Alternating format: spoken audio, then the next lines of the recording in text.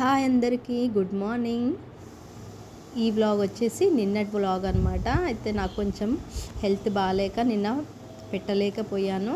అయితే Sunday night అయితే గ్రహణం అయితే వచ్చింది కదా, మార్నింగే పిల్లలకి స్కూల్కి అయితే పంపించేసి తొందరగా అయితే పని చేసేసుకొని ఇట్లా ముందుగా గడపకైతే బొట్లు పెట్టుకొని పూజ అయితే చేసుకున్నాను.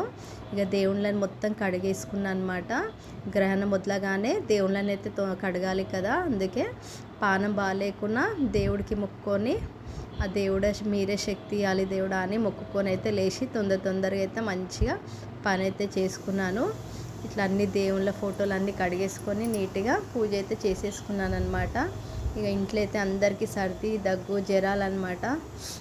ఇక ఎవ్వరికి కూడా వదలంటుంది అనమాట ఈ సర్ది జ్వరాలు.